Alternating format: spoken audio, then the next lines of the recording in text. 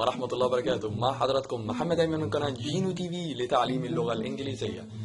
فيديو النهاردة هيكون حاجة جميلة جدا ولذيذة جدا. انقسم لقسمين اتنين. القسم الأولاني شوية حروف هنتعلم النطق بتاعها، عشان بإذن الله هتفرق معانا جدا جدا الحروف ديت. لو اتعلمت النطق الحروف ديت الإنجليزي بتاعك هيبقى إن شاء الله حاجة جميلة جدا. أنا قلت حروف مش كلمات.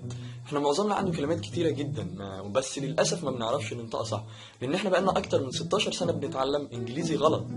يعني إنجليزي مصري بمعنى صح. احنا أصلا عندنا نوعين من الإنجليزي، أمريكان وبريتش. المصري ده جه منين؟ أنا ما أعرفش، أقسم بالله ما أعرف خالص. قشطة تمام كده، يلا بينا نبدأ. اول حرف الار. لاحظوا ان انا قلت ايه؟ ار.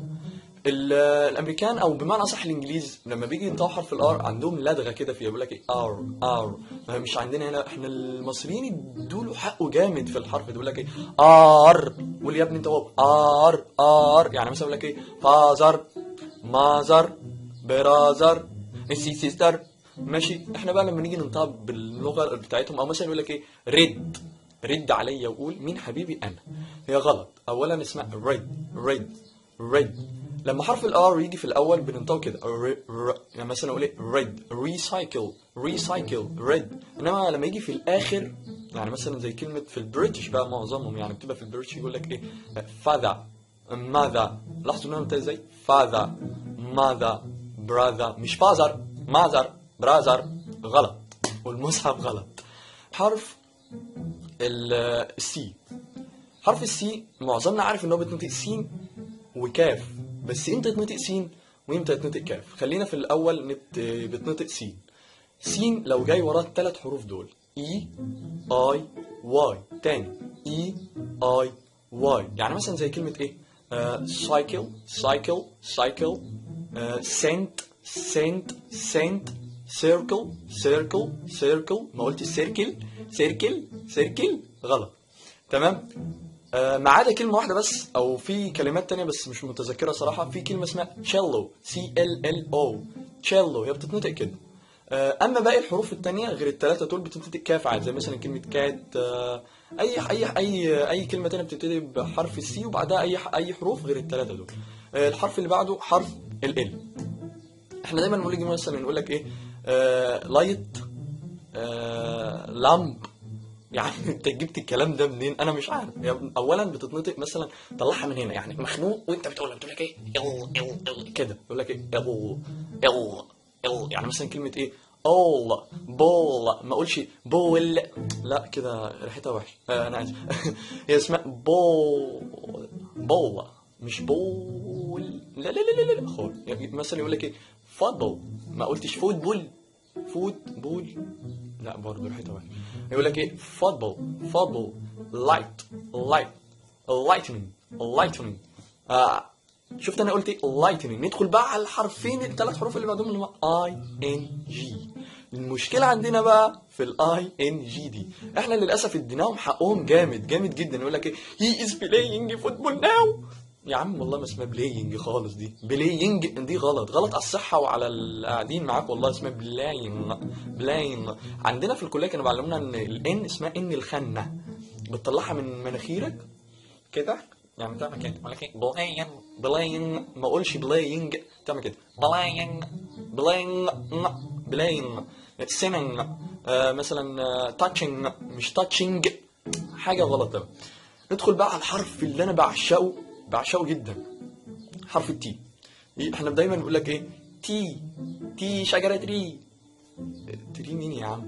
اولا حرف التي لو جه بعده ار بتتنطق كده بين التي والتش. يعني ازاي؟ يقول لك ايه؟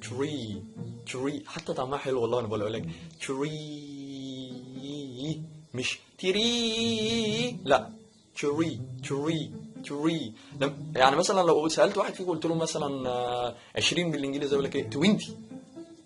20 مين ده؟ تويتي. اسمها 20 مش 20 غلط. اسمها 20. I'm 20 years old. مش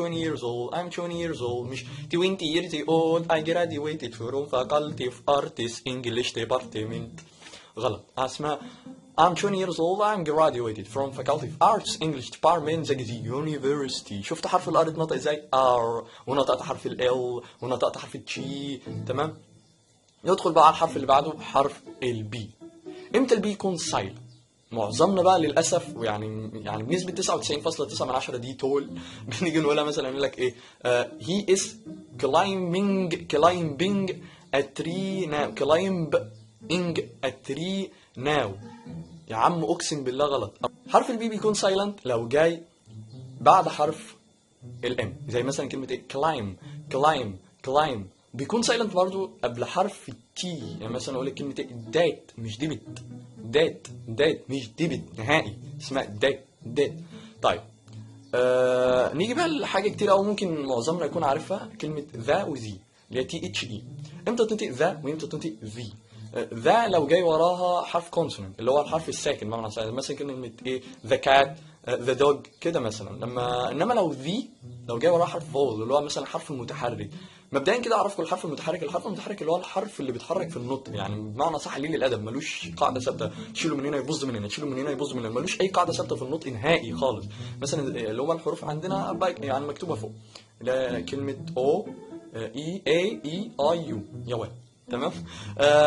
الحروف الفاول ديت لو جايه بعد حرف، لو جاي بعد كلمه ذا تتنطق ذي، زي مثلا كلمه ايه، the apple the elephant مش ذا elephant وذا واسمها ذئابل ولا ذئاب الجبل، يعني غلط، تمام.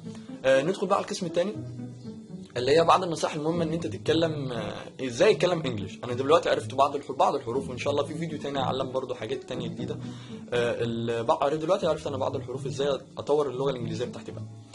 اول حاجه جمع كلمات كتير على قد ما تقدر، مش مهم يعني، ممكن تكون كلمه بسيطه جدا، يعني كلمه كات دوج اي حاجه، كلمات بسيطه وجمع كلمات كتيره. حاول بقى تستخدمهم، بس تستخدمهم بالنطق اللي انا قلته. يعني بعض الكلمات يعني هتلاقي فيها اكيد مليون في المية حرف الار، حرف ال، كلمه ذا ذي كده يعني. حاول تستخدمهم بالنطق اللي انا قلته، صدقني اقسم بالله هتفرق معاك. طيب واحد يقول لي دلوقتي يا محمد انا ما بعرفش اتكلم انجليزي اصلا، ولا بعرف اكون جمله اصلا. بص هقول لك انا على نصيحه جميله جدا. لو انت ماشي في الشارع، اي موقف او اي حاجه حصلت قدامك ترجمها الانجليش بحاجه بسيطه جدا، ومش مهم الاكسنت بتاعتك، يعني اللي هو طريقه النطق الصح، البرونسيشن بتاعتك تكون صح، اللي هي طريقه برضه النطق تكون صح. يعني مثلا انا دلوقتي شايف ولد جايب عجله، مش جايب عجله دي الشقه هو مثلا جايب عجله دلوقتي، فاقول ايه، the boy is coming now. انت بقى تقول مثلا the boy is coming now.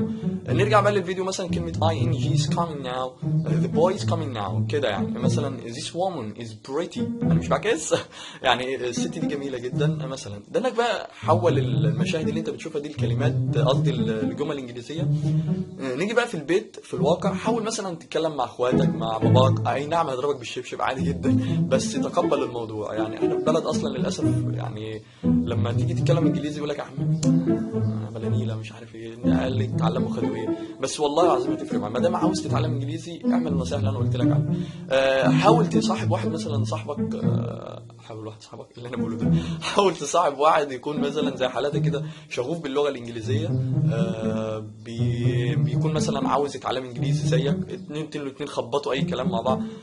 مثلا تيجي تقول له what about مثلا كذا، يقول لك ايه what about your sport يا معلم، تقول له my sport is كذا.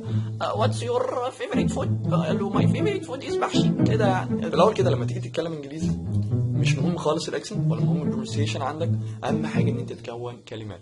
لو عجبك الفيديو يا ريت شير للفيديو ولايك، وشويه بقى بابا غنوج وبتاعته والحاجات دي، يعني ما تنسوناش بقى بالشير واللايك. السلام عليكم ورحمه الله وبركاته.